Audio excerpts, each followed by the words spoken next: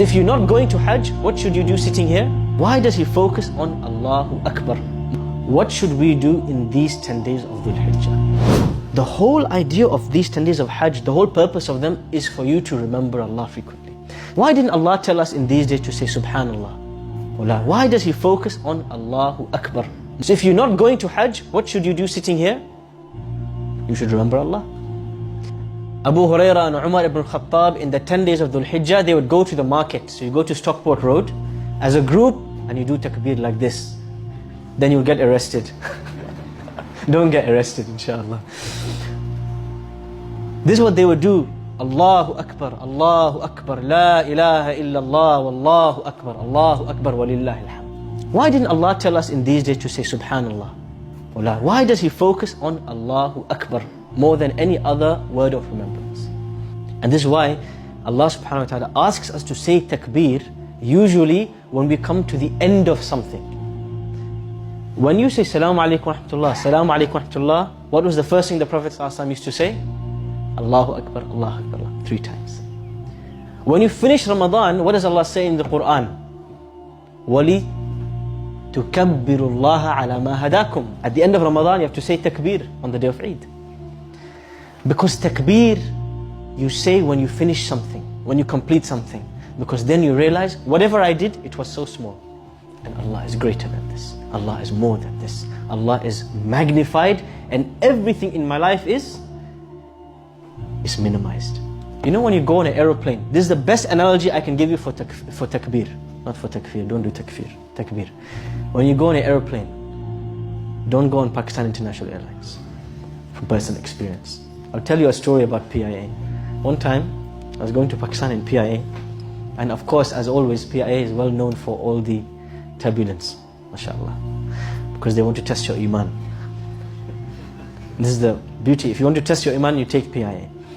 And when we were going through the turbulence, big time, the uncle next to me started to make dua. And he was saying, imagine, he thinks he's about to die. What's he going to ask Allah? Yasin. Yasin. Yasin. I said, uncle, Yasin is just 2 letters of the alphabet. It's like saying to Allah, ABC.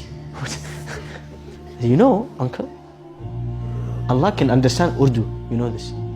Just speak to Allah in Urdu. He was amazed. He never in his life thought he can just speak to Allah in his language. This is very important when you come to the practical things. So the first thing we said in the 10th of Dhul Hijjah is the dhikr of Allah, especially the takbir. On the day of Arafah, the day of dua, the first rule I'm going to advise all of you, make dua in your own language. This is the sunnah of all the prophets.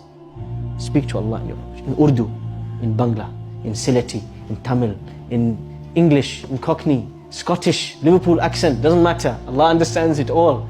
Speak to Allah from your heart. This is the most important thing, is the dua. For it to be accepted, it has to come from the bottom of your heart. And when you ask Allah, we have to remember the legacy of Ibrahim a.s. How did Ibrahim a.s. make dua? Remember when Ibrahim a.s. left his family in the middle of the desert, what did he ask Allah? رَبِّ إِنِّي أَسْكَنْتُ مِنْ ذُرِّيَّتِي بِوَادٍ غَيْرِ ذِي زَرْعٍ عِنْدَ بَيْتِكَ الْمُحَرَّمِ Oh Allah, I left my family in a place with nothing next to your future house. Now if you left your family in the desert, what would you first ask Allah for? If you left your wife and children in the middle of the desert, what would you ask Allah for? Sorry? Protection. And what else would you ask Allah for? Food, water, survival basically, right? See what does Ibrahim a.s. ask Allah for? This is the best lesson. رَبَّنَا لِيُقِيمُوا الصَّلَاةِ Oh Allah, make them people who pray salah. فَجَعَلْ أَفْئِدَةً مِّنَ النَّاسِ تَهْوِي إِلَيْهِمْ And make people love them and want to come and live next to them. Community. وَارْزُقَهُم مِّنَ الثَّمَرَاتِ لَعَلَّهُمْ يَشْكُرُونَ He asked Allah for salah, then for community, then 3rd place, bronze medal, he asks Allah, oh Allah, give them food and drink. See the priorities of Ibrahim a.s. When we make dua to Allah, we tend to ask Allah, oh Allah, my exam, my promotion, my rizq. We ask Allah for this dunya. The first thing we should ask Allah is for the things that impact our akhirah. And then you ask Allah for the things in this dunya. This is the lesson for Ibrahim. Keep the priorities in check. So when Allah says, مَنْ كَانَ يُرِيدُ حَرْثَ الْآخِرَةِ نَزِدْ لَهُ فِي حَرْثِهِ. Whoever wants what the afterlife has, we will give him more in this dunya. وَمَنْ كَانَ يُرِيدُ حَرْثَ الدُّنْيَا نُؤْتِهِ مِنْهَا وَمَا لَهُ فِي الْآخِرَةِ مِنْ نَصِيبٍ. And if you just want this dunya, we will give it to you, and you'll have nothing in the afterlife. Make dua for your children. It's what Ibrahim a.s., he's not just asking Allah for himself. He's asking Allah, make my children people who pray salah. Make dua for your grandchildren. Even if you don't see them, they're not alive, make dua for them. Because you and me, we have very limited ability. But Allah is the one who guides. So make dua for the afterlife. Make dua in your own language. And pour your heart out to Allah on the day of Arafah. Choose something in these 10 days that you're going to sacrifice for the sake of Allah. I'm going to tell you what I'm going to sacrifice. Not my son. I'm going to sacrifice my smartphone. Before Isha time today, this SIM card is going in a Nokia flip phone for 10 days. Because this is the thing that takes most of my time and your time away from Allah subhanahu wa ta'ala. And what we all have to focus in these 10 days? Sacrifice. The path to becoming close to Allah and becoming from the awliya is qurbani. You have to sacrifice something. Allah says in the Quran, لَن تَنَالُوا الْبِرَّ حَتَّى تُنْفِقُوا مِمَّا تُحِبُّونَ. You will never reach righteousness until you spend from the things that you love. So you have to tell me, what do you love the most in this dunya? Is it money? Give £1,000 for Allah this Dhul Hijjah. Is it your time? You don't want to give your time to anyone? You're going to do i'tikaf in the masjid for one day. One day you're just going to give to Allah in the masjid. What do you love the most? You give it for the sake of Allah. This will push you to new heights in your closeness to Allah. Because how did Allah test Ibrahim alayhi salam? Tell me, Allah could have asked Ibrahim alayhi salam to take his own life. But is that the most beloved thing to Ibrahim? He can take his own life, no problem. But what is more beloved to him? The life of his son.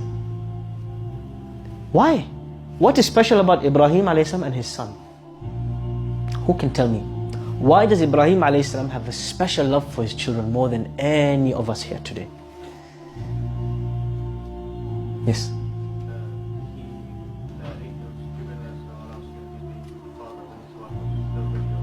How old, roughly, do anybody know how old was Ibrahim alayhi salam when he had his first child?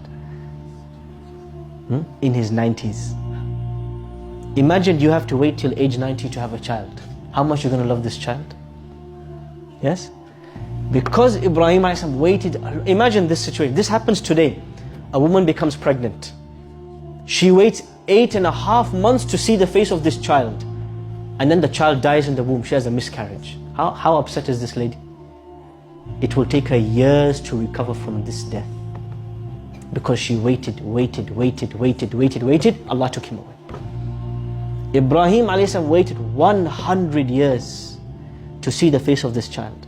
He sees the face of this child. The child grows up. Just before he's a man, Allah says, finish, time up. This is such a huge test. But Ibrahim alayhi salam straight away says, إِذْ قَالَ لَهُ أَسْلِمْ قَالَ أَسْلَمْتُ. Oh Allah, you order, I follow. There's no question. This way we need to reach. Do some sacrifice in these 10 days. The thing you love the most, you waited for the most, sacrifice for the sake of Allah.